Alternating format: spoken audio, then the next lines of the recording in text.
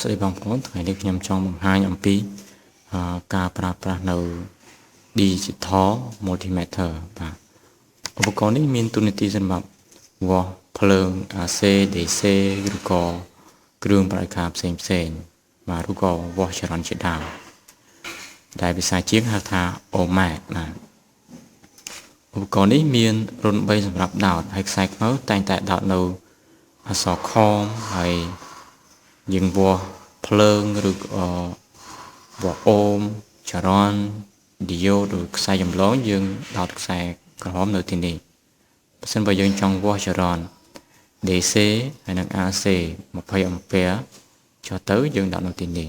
ហើយជាធម្មតាយើងដោតនៅទីនេះបាទដូចnhưឃើញក្លីបនេះហើយមានចំណុចលឿងហើយមានអក្សររបស់វាហើយនេះយើងនៅឈរនៅចំណុច off មានថានៅបិទឡើយលោកខ្ញុំកាច់ទៅកាន់ AC volt AC volt ហើយយើងឃើញនិមិត្តសញ្ញាខាងលើជាសញ្ញារលកមានន័យថាយើងវាស់ភ្លើង AC ដែលភាសាខ្មែរយើងហៅថាចរន្តឆ្លាស់បាទហើយនៅស្រុកខ្មែរយើងតែងតែប្រើភ្លើង220បាទចុះ DC volt នេះ DC volt យើងឃើញនិមិត្តសញ្ញាចុច3ហើយឆ្នោតខាងលើបាទមានតែយើងចង់វាស់ភ្លើងចរន្តជាប់បាទនេះជាភាសាខ្មែរហើយភាសាអង់គ្លេសយើងទៅសេកាត់ DC volt បាទហើយនេះគឺ 1.5 ហើយ9 volt វិញយើងចង់វាស់ភ្លើងតែត្រឹមនឹងប៉ុណ្ណោះ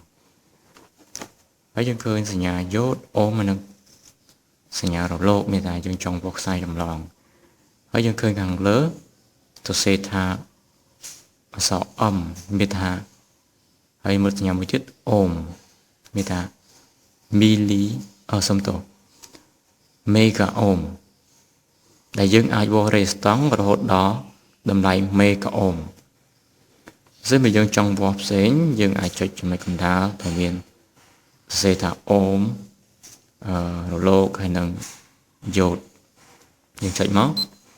យើងឃើញសញ្ញាខាងលើនេះសញ្ញារលកមានតែយើងចង់វាស់ខ្សែចម្លងមួយនៅល្អឬក៏ដាច់ឬក៏ភ្ជាប់អញ្ចឹងយើងអាចសម្គាល់យ៉ាងណាគឺវាលឺសូរបើសិនបើខ្សែនោះភ្ជាប់ល្អលឺសូរបើសិនបើយើងវាស់លឺសូរមានថាខ្សែចម្លងនោះដាច់បាទយើងចុចមួយទៀតមកមួយទៀតយើងឃើញសញ្ញាព្រួយហើយឆ្នោតបញ្ឈរគឺថាយើងវាស់ឌីយ៉ូតឬក៏វាស់ត្រង់ទ័រមួយទៀតត្រង់ទ័រ MOSFET ជាដើមបាទហើយមួយទៀតកាច់មកមីលីអង្ពែយើងចង់វាស់ចរន្តចាប់ពីមីលីអង្ពែអញ្ចឹងដើម្បីវាស់ចរន្តមីលីអង្ពែគឺយើងអាចដោតខ្សែក្រហមនៅទីនេះហើយ MA បាទមីលីអង្ពែហើយខ្ញុំកាច់មកមួយទៀតយើងឃើញ20 អាំពែបាទ20 អាំពែយើងអាចដកខ្សែក្រហមនេះដាក់មកក្នុងនៅទីនេះបាទ20 អាំពែពី20 អាំពែចុះទៅបាទ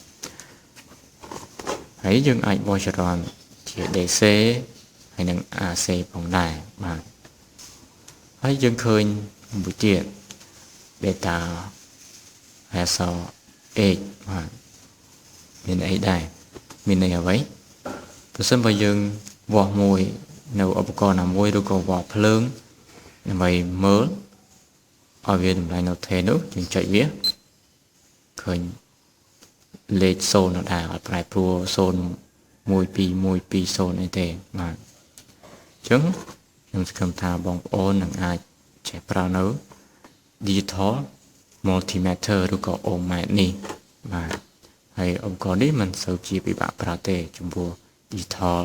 នេះស្រួលប្រើបំផុតជាងohmmat ជា analog